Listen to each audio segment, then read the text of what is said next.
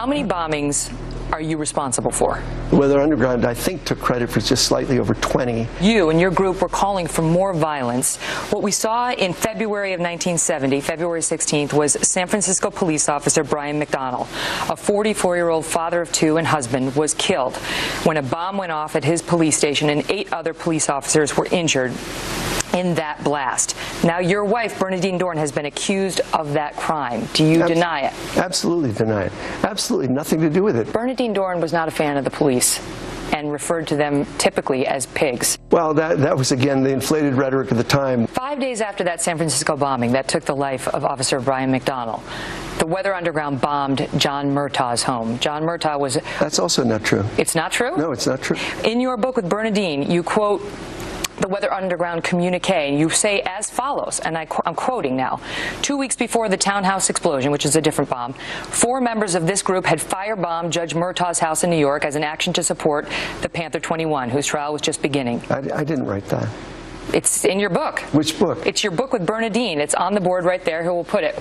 Racecourse. It's from one of your communiques. You guys got to the point where you considered murder, and you acknowledged that yourself. It got to the point where the property damage wasn't good enough for you, and you decided on mass murder, planning to bomb a military dance. You understand, Professor, is that what began for your group as outrage over mass killings then turned into a plan to kill hundreds of Americans. Did you not cede the moral high ground? Oh, absolutely, but for that was true for a few people, and it's one of the things we split on. But the idea that somehow this is the moral equivalent of 6,000 people a week being killed strikes me as nuts. We were destroying property, and in the course of discussion, some people thought we should go much further. Your critics say when you make that argument, you sound like Adolf Hitler. Do you appreciate the recklessness of that? I don't say it wasn't reckless. Who are you to potentially endanger the lives of those individuals who may have been in or around those buildings? I don't say it wasn't reckless, and I don't say it wasn't illegal. It was illegal.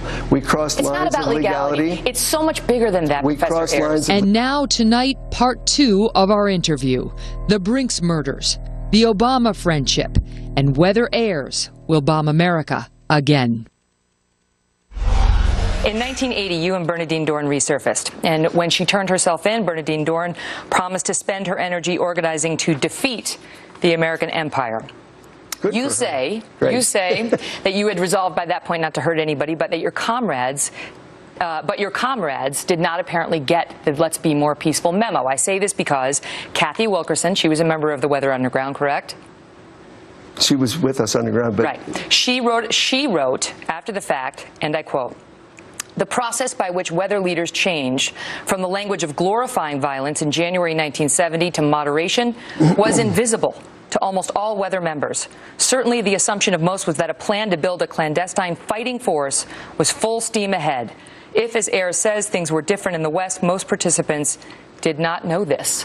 What did you do to communicate to the people in your group? You know, I don't agree with Kathy, and so I don't know what to say about it. I mean, we were a loose organization. We were not a disciplined organization, but we changed dramatically in 1970. There's no question. But do you take responsibility? Do you take I read the communique, which said you bombed the Murtaugh house. Well, there are many communiques, and including after the townhouse, explaining the change of direction. Not the townhouse. It said you bombed the Murtaughs, which you now are denying on this set. Yeah. Do you take responsibility for riling people up with your incendiary rhetoric and then setting them upon the American public with a commitment to violence? No. We did not set ourselves upon the American public. Where did we set ourselves upon the American public? You were calling for more violence. You were riling your own people up. Kathy Wilkerson's talking about how if there was some decision not to get more peaceful, it was not communicated to the troops. You were the leadership. No, riling up, the people who riled up the response that they got over the 5 years in the early 1970s was the government itself, riling us up through a genocidal murder. It wasn't Bill Ayers. No, I absolutely thought that we should do more, we should be more effective, and I have a lot of criticisms. That meant more violence. It didn't always mean more violence. But it did sometimes. No, you're using violence in a conflated way. No, it did mean the destruction of property. You want these 20-year-olds to understand your nuanced principles of, I meant militancy. I didn't mean let's go, and I want to bomb property, but I don't want to kill people, and I can trust all these people to follow my edicts. Throughout the left at that time, the Catholic left, the Berrigans, people were destroying property again and again and again, and it was a good thing. Once again, you go to somebody else. We should have destroyed more property. I'm talking to you about you. I know. When other people do bad things,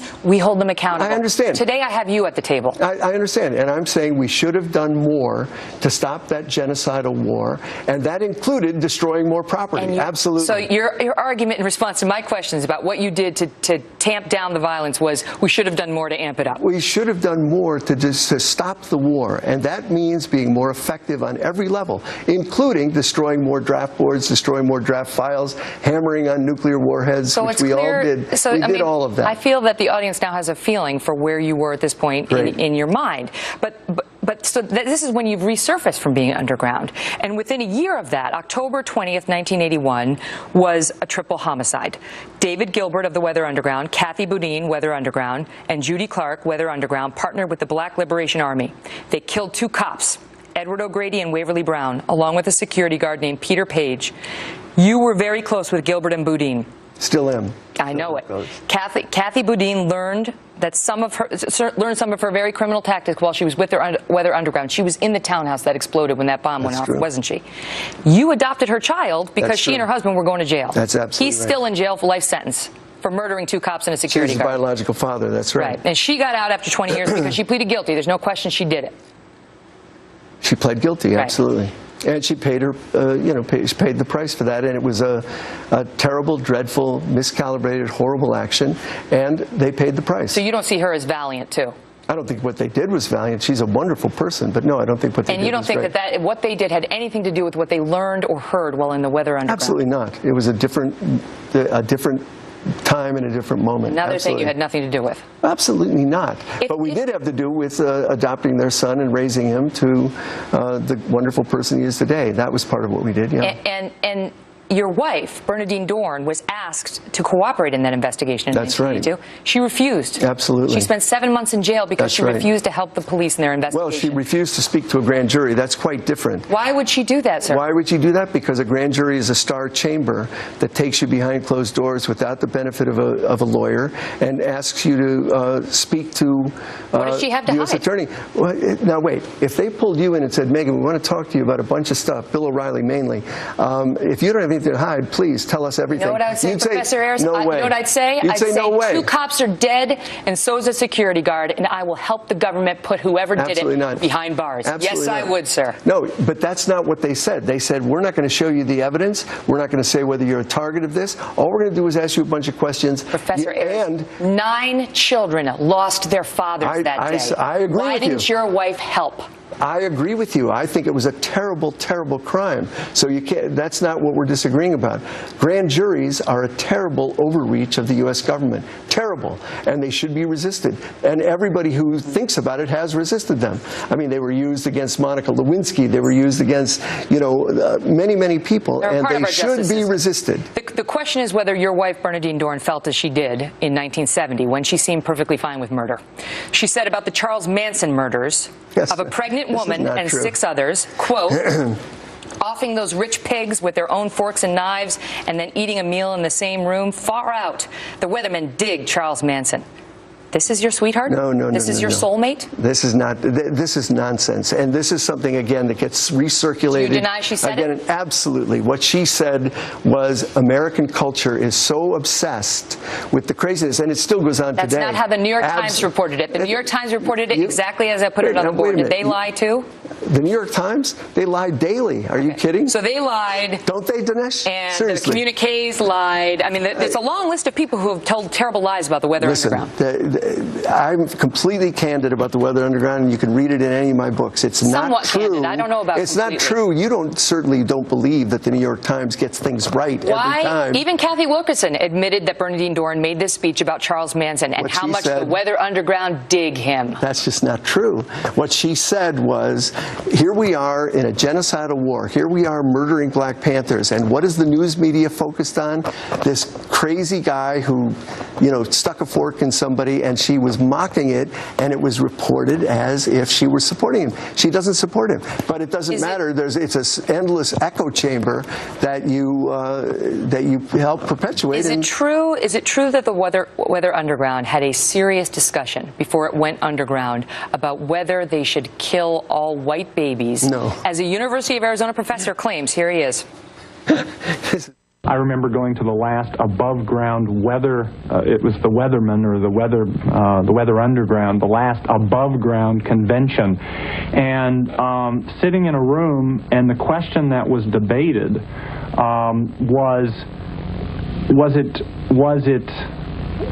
it or was it not the duty of every good revolutionary to kill all newborn white babies?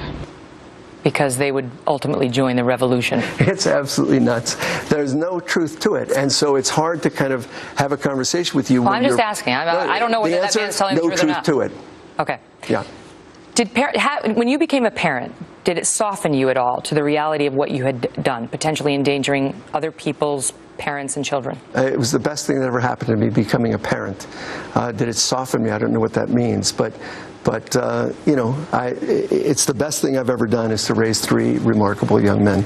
Ultimately, you wound up in Chicago. You got a job teaching with the University of Illinois. Do you see any irony in accepting a government paycheck in winding up where Absolutely you did? not. What's the irony?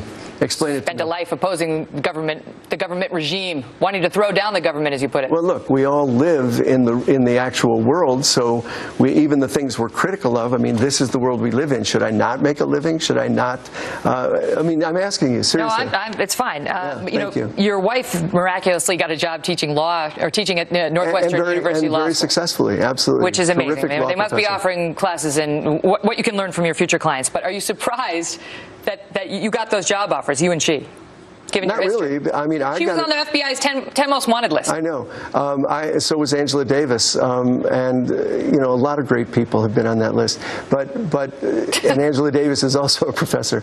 But the thing is that I got my doctorate when I was 43 years old. I interviewed at several universities. The best offer I got was the University of Illinois. I took it. We moved to Chicago with our 3 kids. She started a center for children and families, and eventually Northwestern Law School wanted to be a part of that. And That was a Kathy terrific Boudin wound thing. up at Columbia as well. Exactly. Many members of the Weather Underground are now in academia. And why President is that? Obama, let me ask you this. Yeah. How much ideology did the 2 of you share? 0. Good friends, not good friends? I knew him as well as he knew 10,000 other people. And today I wish I knew him much better, and I wish he'd listened to me. Did he ever contact you once you became the story in his presidential race? Absolutely not. You haven't And I didn't contact him. The entire time he's been president, you Never. haven't been in contact with him? No, although I wish I were, because I have a lot of advice for him. You want him to go further to the left? Oh, I want him to stop droning people. I want him to close Guantanamo. I want him to, universal health care. Don't you think we deserve universal health care? Seriously. Medicare for all. You say in your book that you can't quite imagine putting a bomb in a building today, but you can't imagine entirely dismissing that possibility either. What would it take to make you bomb this country again? Well, but you're taking that sentence in a funny way. But what I'm saying is, it seems so long ago. What I'm saying in that passage is, it seems so long ago and so far away, like another world. On the other hand, as violent and nuts as we can be as a country, I can't completely say no. I would never ever rise up in opposition in a very militant and serious way. I can't say I wouldn't. I doubt it. I'm 70 years old, so it's unlikely. But I think that I wanted to say there exactly what Bernadine said on tape, which is, no, I'm not committed to nonviolence as an ideology, and frankly, neither are you, because we live in the most violent society around, and we commit war crimes day in and day out, and often as a matter of policy, and yet that seems perfectly fine with you. Bill Ayers, thank you for being here. Thank you, Megyn.